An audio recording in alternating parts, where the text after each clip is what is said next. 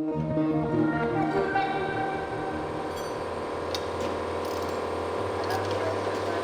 off-season begins.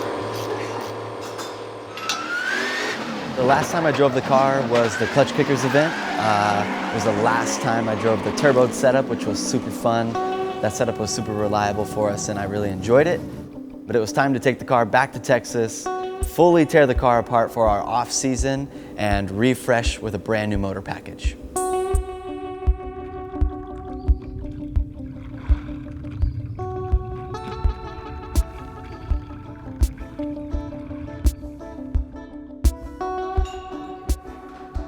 We sent the motor to Golen Engines, and essentially we kind of created a package that was a lot more plug and play. So it's not super complicated. It's a very affordable package you could drop in that grassroots to Pro-Am to Pro 2 should rip.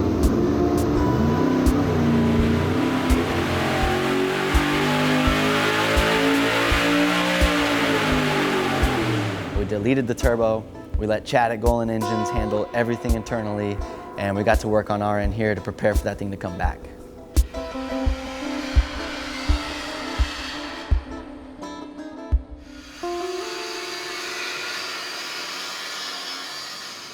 The goal with the car, to sum it all up, was to not reinvent the wheel. I enjoy driving it. It's an S chassis. Checking over all of the major components that we thrash. So gearboxes get worn out, motors get rebuilt. It's definitely a way to have a peace of mind when you head into the new season.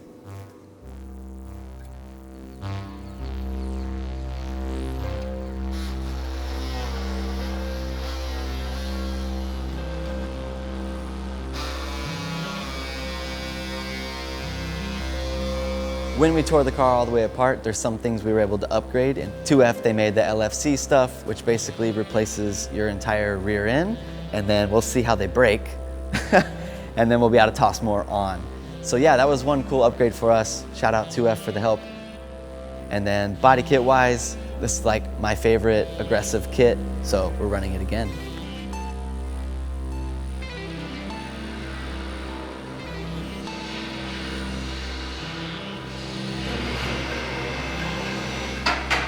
Basically we sent the motor off, we drained all the fluids out of the rear end, the gearbox. We also sent those off to be refreshed.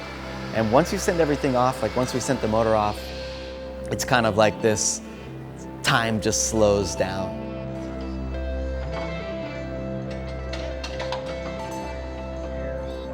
And the off season seems to take so long every year. Like no matter how well we plan, it always feels like time just slows down. Because for us, going from the turboed setup to the NA setup, we kind of need like all the pieces of the puzzle to put the puzzle together. Also during the off season, with the help of sponsors, we're able to kind of refresh the parts on the car. Other than the motor, the car, we wanted to keep it as similar as we could. So for example, we had BC coilovers, we just got brand new BC ER series stuff. So we were able to toss that on.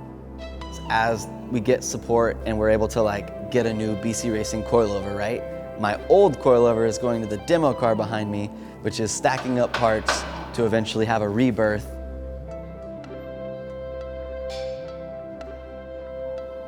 This is a car that I love. It launched my career, and I sold it in a time of, a need or whatever, but I have it and it's gonna come back to life. And I'm super excited about that. One of the other kind of cool fabrication upgrades, our front cross member we sent to Bink. So Nate over there was able to relocate the rack in a very proper way.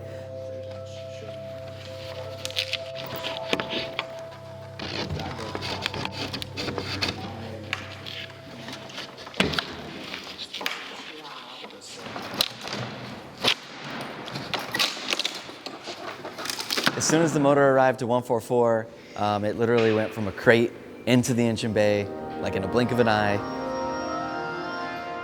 Basically, sometimes in the off season, there becomes a moment of scramble where you can see 3 to 4 weeks ahead and you understand how much work it's going to take to be fully prepared.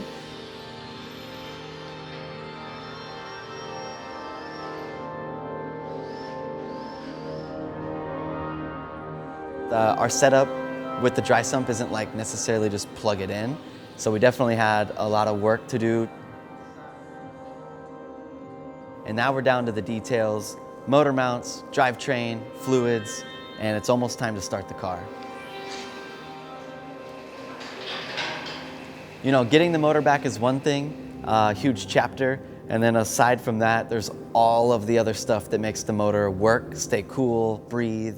ISR did headers, Y-pipe, exhaust, motor mounts. DEI came through. For those who know, DEI, they make a lot of really, really high class like cooling components, so you can kind of wrap all of your lines, just kind of like things that help control heat.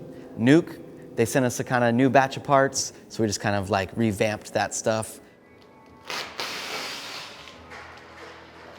Everything's starting to come together. It's time to basically like toss the rims and tires on, put the car on the floor, and we're starting to line up either do we wrap the car or do we take the car to the dyno.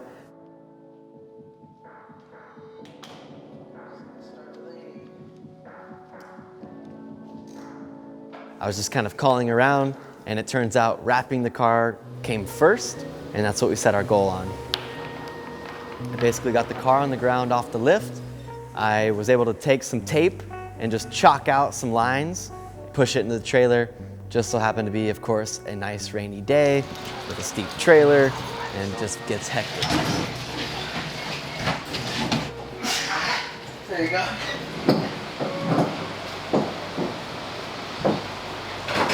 That was not as fun as we thought it would be.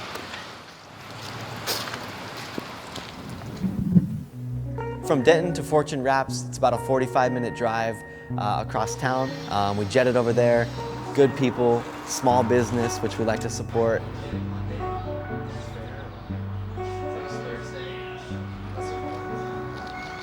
And I'm kind of letting them know like this section's purple and this section's blue. And like I have this vision in my head because there's no digital renderings to go off of. And I think they elevated, like they straightened my lines a bit. You know, they were able to kind of work with the body a little bit more to like make things balance out. The guys killed it on the wrap, all the details, the hood, vents, like everything just was like very thought out. So we're super thankful to work with people who like care. While the car was getting wrapped, the VP Racing products showed up. So we got fuel and all of our fluids. Pick the car back up from Fortune Wraps, throw it back on the lift, light the car up, and start looking for any problems, leaks, coolant leaks, oil leaks, anything that would kind of like hinder our dyno session. Should I give it some gas or? Yeah. Okay. Just kind of hold it a little bit. Yeah, it's like.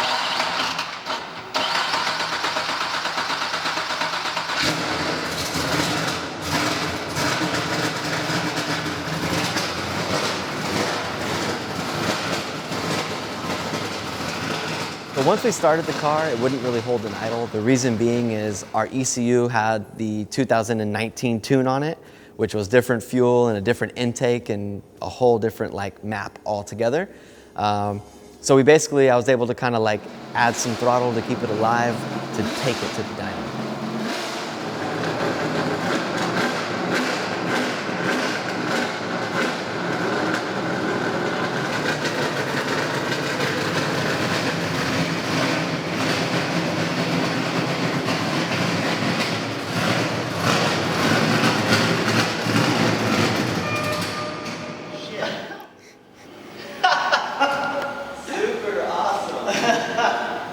Alright, the e-brake works. Yeah. Forgot the car doesn't hold idle.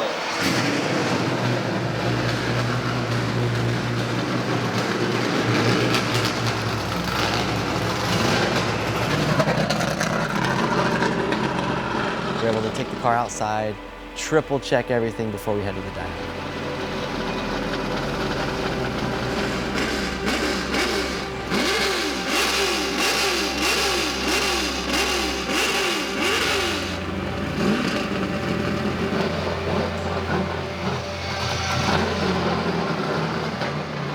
While we're still at the shop, before we take the car anywhere, we're literally just trying to make sure that still nothing is leaking.